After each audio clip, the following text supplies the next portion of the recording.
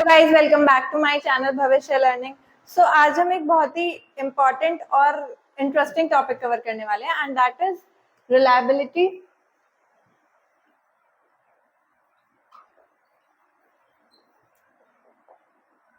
And validity.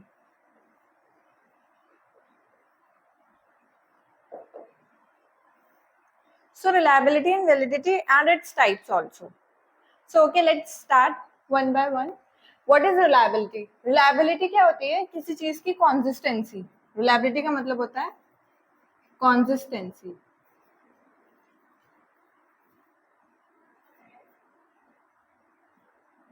ठीक है कि कोई चीज कितनी कॉन्सिस्टेंट है कि आपका जो रिजल्ट आ रहा है आप सेम रिजल्ट दे रहे हो। अगर आपके 10th में मार्क्स उतने हैं, आपके 12th में भी उतने हैं, आपके ग्रेजुएशन में भी सेम रिजल्ट आया, आपका पोस्ट ग्रेजुएशन में भी रिजल्ट आया, तो वो आ रहा है आपके रिलायबिलिटी के अंदर कि आपके 90+% ही बन रहे हैं through out your 10th 12th graduation and post graduation. And validity का मतलब होता है कि वो चीज कितनी वैलिड है, ठीक है, कि एक्यूरेसी उसमें कितनी है, ठीक है, और आप वही रिजल्ट निकल रहा है आपका what you are intended for, what you want, ठीक है। Results are according to what you are intended.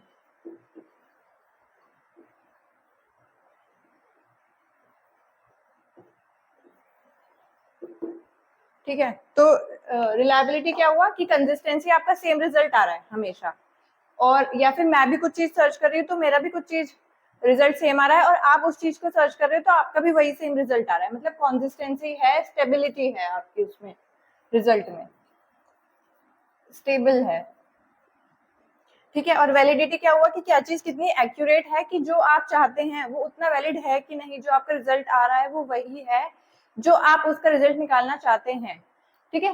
तो क्या होता है, let us understand with an example.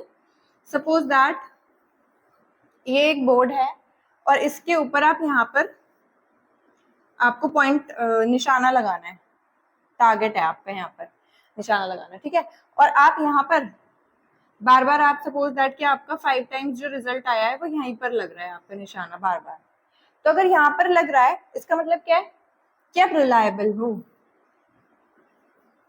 Reliability है आपके अंदर, मतलब कंसिस्टेंसी है कि आप बार बार यहीं पर रिजल्ट आपका आ रहा है।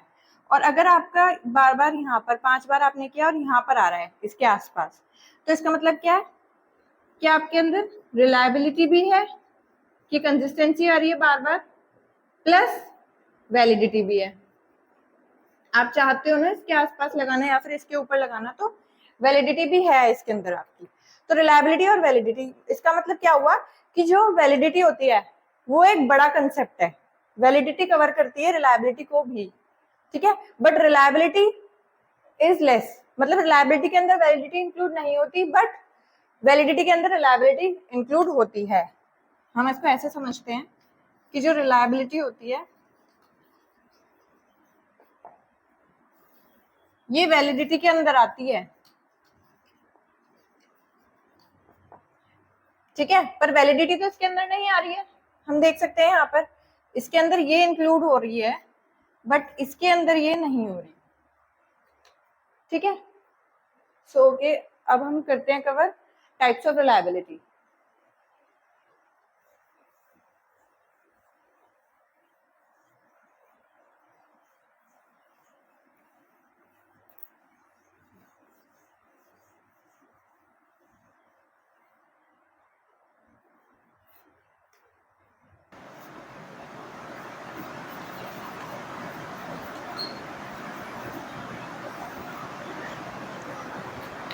सो टाइप्स ऑफ रिलायबिलिटी हमारे होते हैं, फर्स्ट टाइप आता है रिलायबिलिटी का टेस्ट रीटेस्ट मेथड।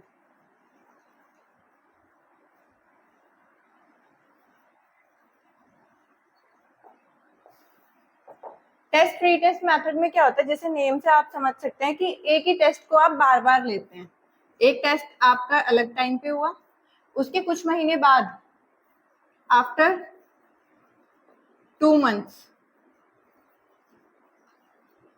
एक टेस्ट हुआ, सेकेंड मंथ के बाद 2 मंथ्स के बाद सॉरी आपका दूसरा टेस्ट हुआ, और वो उसमें सेम क्वेश्चंस थे, वही सेम क्वेश्चंस थे, सेम टेस्ट था और सेम पीपल थे, और आपका टेस्ट 2 महीने बाद फिर से हुआ है, तो वो आता है टेस्ट रीटेस्ट मेथड कि आपका सेम टेस्ट सेम लोगों से आप दोबारा दोबारा ले रहे हैं, 2 मंथ के बाद फिर 4 मंथ के बाद, ऐसे कुछ टाइम बाद आप ले रहे हैं, तो वो आता है टेस्ट रीटेस्ट मेथड में। इसमें क्या होता है, इससे प्रॉब्लम्स आई, जब आप टेस्ट रीटेस्ट आप बार बार सेम ही मेथड अप्लाई करेंगे, सेम बच्चों को अगर आप देंगे तो उन्हें याद करना शुरू हो गया था, कि उन्हें याद करना शुरू हो जाता है कि ये क्वेश्चन आया था, अच्छा हाँ इसका ये आंसर था, तो इससे रिलायबिलिटी सही नहीं आ रही थी, कंसिस्टेंसी तो आ रही थी कि सेम रिजल्ट आ रहा था, ठीक है, पर लेकिन रिलायबल नहीं था वो, क्योंकि लोगों को याद होने शुरू हो गए थे, तो हो सकता है कि जिसके पहले टेस्ट में कम मार्क्स आए उसने वो लर्न कर लिया, next time questions, next time उसको राइट कर दिया उसने आंसर्स उसके लर्न करने के बाद। सो नेक्स्ट मेथड आता है आपका, इसको ओवरकम करने के लिए मेथड आया आपका पैरेलल फॉर्म मेथड, या फिर ऑल्टरनेटिव भी बोल सकते हैं इसको।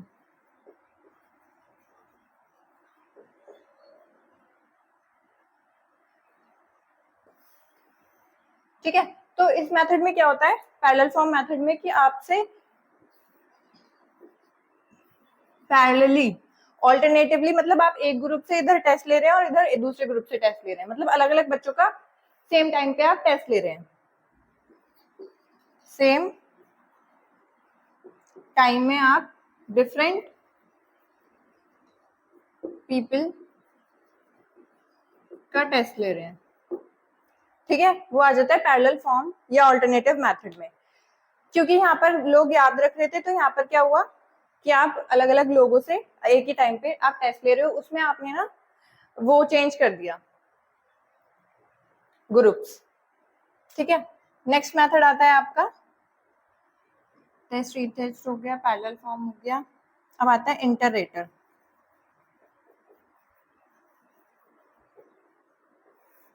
इंटररेटर मेथड, जैसे कि इंटररेटर मतलब मोर देन 1 रेटर्स, जैसे आप कोई पैनल है, आपका पैनल ऑफ बोर्ड मेंबर्स है, जैसे कोई भी किसी चीज में होता है, आप जैसे बैठे हैं, कोई भी ऑडिशंस चल रहे हैं, ठीक है, सपोज दैट डांस ऑडिशंस चल रहे हैं, तो उसमें बहुत सारे जजेस होते हैं, वो अपना अपना रिजल्ट बताते हैं कि उनका रिजल्ट ये है, एक ही कॉन्टेस्टेंट के लिए उनका रिजल्ट ये है, उनका रिजल्ट ये है, तो अगर उनमें रिलायबिलिटी है, कंसिस्टेंसी है, तीनों का रिजल्ट रिलेट कर रहा है, तीनों को परफॉर्मेंस उसकी सेम लगी है, जैसे उन्होंने आउट ऑफ 10 7 पॉइंट्स दिए, उन्होंने भी 7 पॉइंट्स दिए, उन्होंने 8 दिए, तो ऑलमोस्ट सिमिलर है, तो कंसिस्टेंसी है कि नहीं है, ये सब इसमें पता चलता है इंटररेटर मेथड में रिलायबिलिटी के। नेक्स्ट मेथड आता है आपका इंटरनल कंसिस्टेंसी।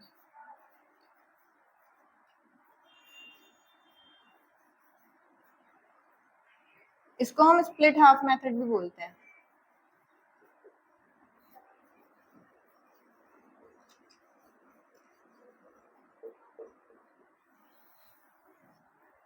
ठीक है, स्प्लिट हाफ मेथड में जैसे स्प्लिट करना किसी चीज को, 2 पार्ट में डिवाइड करना, ठीक है, एक चीज 100% में है, आपने उसको 50-50 में डिवाइड कर दिया, तो अगर आप डिवाइड कर देंगे, जैसे आपने इधर मेल्स फीमेल्स ले लिया, ठीक है, या फिर आउट ऑफ 100 आपने 50-50 लोगों को इधर इधर डिवाइड कर दिया, तो अब 2 ग्रुप हो गए आपके पास, और उनका रिजल्ट आप एनालाइज करते हैं कि उनके रिजल्ट कैसा आ रहा है, ठीक है, कि इन दोनों के रिजल्ट में कितनी कंसिस्टेंसी है, कितनी कंसिस्टेंसी नहीं है, तो वो हम इस तरीके से मेजर करते हैं। आप इसमें ऐसे भी ले सकते हैं, जैसे बहुत सारे रोल नंबर्स होते हैं, आपने ऑड एक साइड ले ली और इवन एक साइड ले ली, है ना, या फिर गर्ल्स एक साइड ले लिया और फीमेल्स मेल्स एक साइड ले लिया, तो ऐसे होता है कि आपने डिवाइड कर दिया, उसको स्प्लिट कर दिया। सो ये 4 टाइप होते हैं रिलायबिलिटी के, you can take a snapshot, ठीक है। अब हम करेंगे टाइप्स ऑफ वैलिडिटी।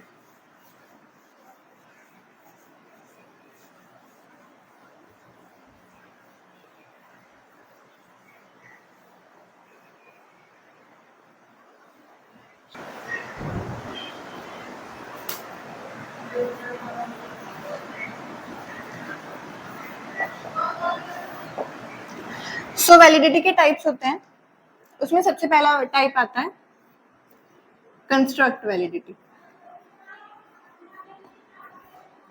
कंस्ट्रक्ट का मतलब होता है कि जैसा आप रिजल्ट चाहते हैं आपका ऐसा ही रिजल्ट आ रहा है कि नहीं आ रहा है, ठीक है।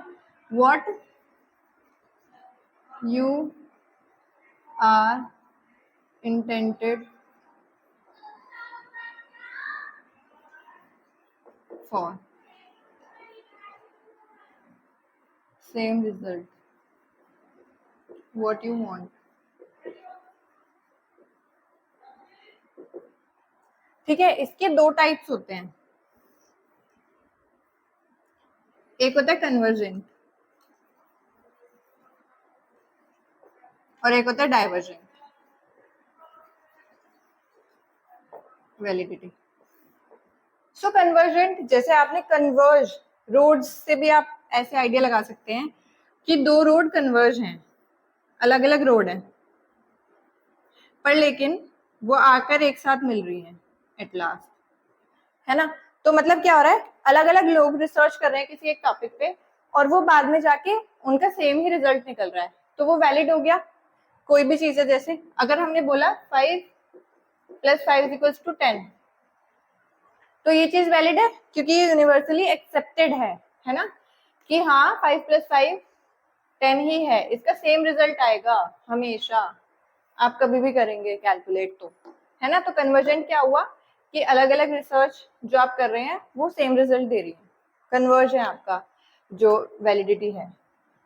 डाइवर्जेंट क्या हुआ, इसमें क्या होता है, हाँ कन्वर्जेंट में होता है कि अगर आपका जो कोरिलेशन है वो पॉजिटिव होता है, पॉजिटिवली कोरिलेटेड होते हैं आपका जो रिसर्च होती है, ठीक है। अगर आप जीरो की साइड ज्यादा, अगर आपका 0 आ रहा है तो मतलब लेस कोरिलेटेड है, अगर 1 आ रहा है आपका रिजल्ट 1 के आसपास आ रहा है तो आपका ज्यादा कंसिस्टेंसी उसके अंदर है, वैलिडिटी है। और डाइवर्जेंट में क्या हो गया, उसका उल्टा, कि अगर एक रोड है वो अलग अलग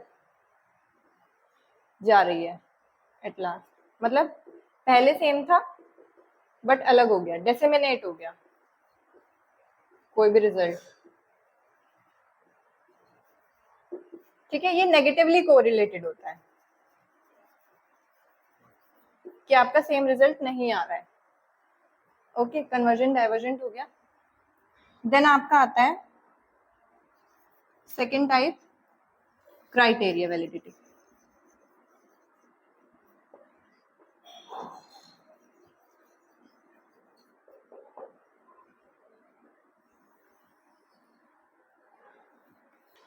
सो क्राइटेरिया वैलिडिटी होता है कि आप स्टैंडर्ड से कंपेयर करते हो, ठीक है, बेंचमार्क से आप कंपेयर करते हो कि आपका वही रिजल्ट आ रहा है कि नहीं आ रहा है, ठीक है। आपने कुछ स्टैंडर्ड्स, कुछ बेंचमार्क सेट कर दिए हैं और आप कंपेयर कर रहे हो कि आपका रिजल्ट वही आ रहा है, उसी क्राइटेरिया से रिलेटेड है, आपका नहीं है जैसा वो दिख रहा है ना।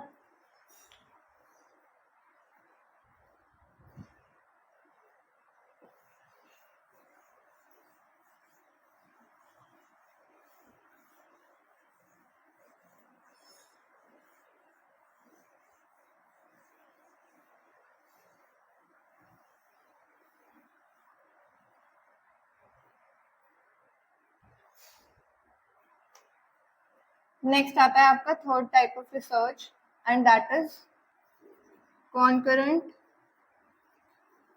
वैलिडिटी।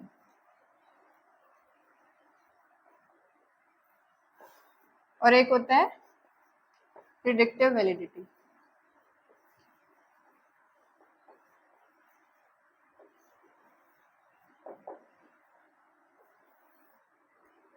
कॉन्करेंट वैलिडिटी, जैसे कॉन्करेंट मतलब करंट वर्ड आ रहा है यहाँ पे, करंट मीन्स कि अब इस टाइम पे उसका रिजल्ट आ रहा है कि नहीं आ रहा है। जैसे आपने सपोज दैट कि कोई मेडिसिन लेनी है, you are suffering from an headache, और आपने वो मेडिसिन ले ली, ठीक है, तो अभी के लिए आपको उसका आराम लग गया, है ना, आपका वो हेडेक ठीक हो गया, रिलीफ मिल गया आपको उससे। करंट एट प्रेजेंट, अभी वो कितनी इफेक्टिव है वो मेडिसिन। प्रिडिक्टिव आता है जो कि फ्यूचर ओरिएंटेड होता है,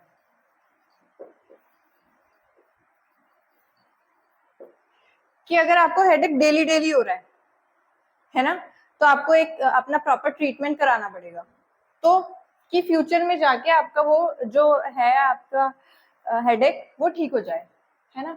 तो फ्यूचर ओरिएंटेड हो गया कि फ्यूचर में जाके वो चीज इफेक्टिव है कि नहीं है, तो फ्यूचर वैलिडिटी प्रिडिक्टिव हो गया, रिलेट करता है, इफेक्टिव है वो चीज कि नहीं है। ओके, नेक्स्ट आता है fifth type, that is face validity.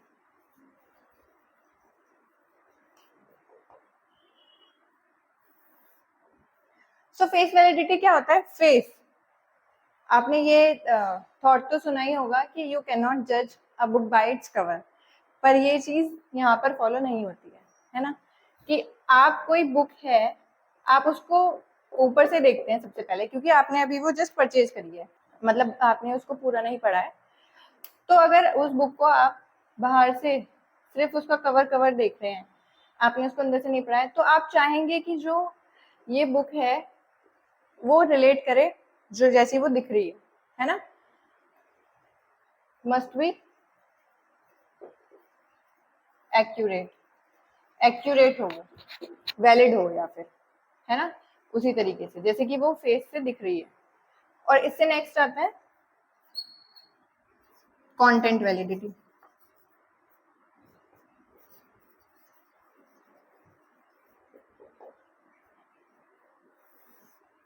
So content validity होता है कि अब जो आपने वो बुक ऊपर पढ़ी है उसका अंदर का कंटेंट रिलेट करे, कंटेंट रिलेट करे, वो उससे रिलेटेड हो, कि वो जो बुक जैसी वो बाहर से दिख रही है, जो उसके ऊपर लिखा है। फॉर एग्जाम्पल ये बुक है कोई भी बीबीए की है, ठीक है, तो वो बुक जो है वो उसके अंदर भी सारा बीबीए का कंटेंट होना चाहिए, जिस भी सेमेस्टर की है वो, है ना, या फिर जिस भी सब्जेक्ट की है, तो उसका कंटेंट 100% उससे रिलेट करना चाहिए, तभी वो वैलिड मानी जाएगी। तो ये आ जाता है कंटेंट वैलिडिटी में। फेस वैलिडिटी होता है कि वो बाहर से जैसी दिख रही है वो ऐसी ही होनी चाहिए। नेक्स्ट आपका टाइप आ जाता है इंटरनल वैलिडिटी।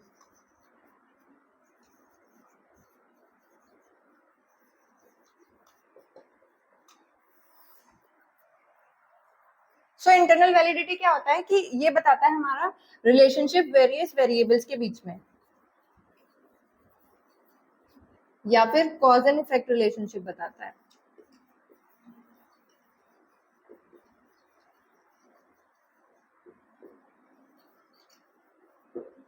कि वो इंटरनली कितनी कंसिस्टेंट है, इंटरनली कंसिस्टेंट वो कितनी है, ठीक है। कि बहुत सारे वेरिएबल्स होते हैं, जैसे हमारे डिपेंडेंट, इंडिपेंडेंट, या फिर मॉडरेटिंग वेरिएबल होता है हमारा, मीडिएटिंग वेरिएबल होता है, एक्सट्रानियस वेरिएबल होता है। सो उनके बीच में जो रिलेशनशिप है ये वो बताती है इंटरनल वैलिडिटी, कि वो इंटरनली वैलिड है। बहुत सारे जो वेरिएबल्स हैं हमारे, जैसे कि डिपेंडेंट और इंडिपेंडेंट वेरिएबल का हम एग्जाम्पल ले लेते हैं। सपोज दैट कि online teaching leads to increase knowledge of students, है ना, तो ऑनलाइन टीचिंग क्या कर रही है? नॉलेज बढ़ा रही है स्टूडेंट्स की। तो ऑनलाइन टीचिंग इंडिपेंडेंट वेरिएबल हो गया, और स्टूडेंट्स क्या हो गया? डिपेंडेंट वेरिएबल हो गया। तो उन दोनों के बीच में, वेरिएबल्स के बीच में कितना रिलेशनशिप है, कितने वो लॉजिकली रिलेटेड हैं और कितने नहीं, है ना। नेक्स्ट हमारा टाइप आता है एक्सटर्नल वैलिडिटी।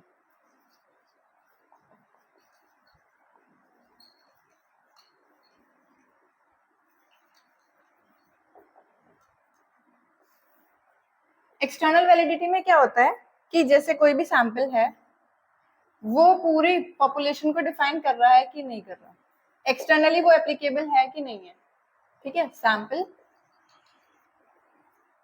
पॉपुलेशन को डिफाइन कर रहा है कि नहीं कर रहा, मतलब जनरलाइजेशन इसमें हो रहा है नहीं हो रहा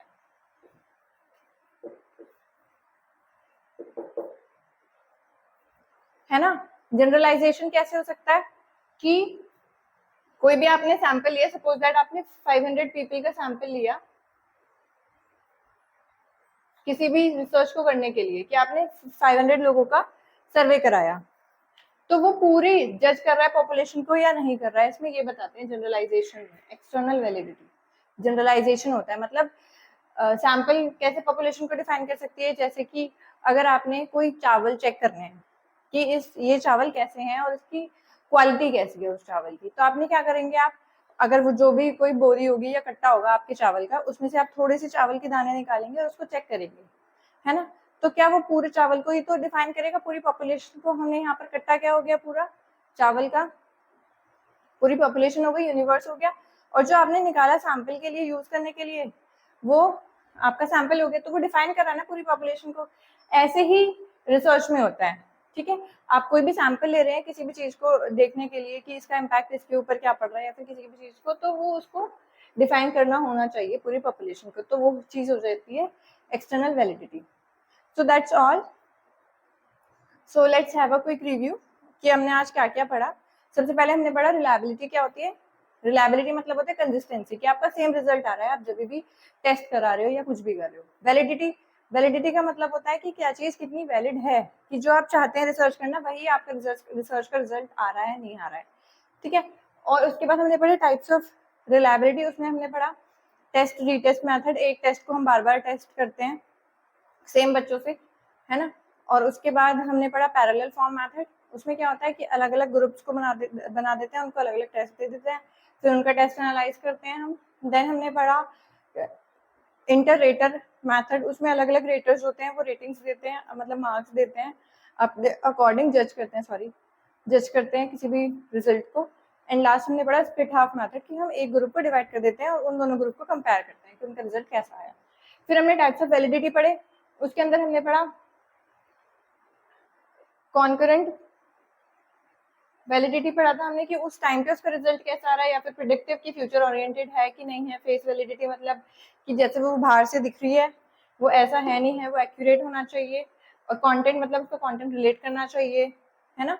और इंटरनल होता है जो वेरिएबल्स कॉज एंड इफेक्ट, उनके अंदर लॉजिकल रिलेशनशिप होना चाहिए, इंटरनली वो कनेक्टेड होने चाहिए। और एक्सटर्नल होता है कि जो जनरलाइजेशन होना चाहिए, सैंपल पॉपुलेशन को जज करना होना चाहिए।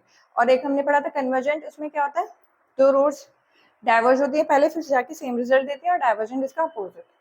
So thank you so much. If you are having any query regarding this topic, you can ask me in the comment section. Thank you.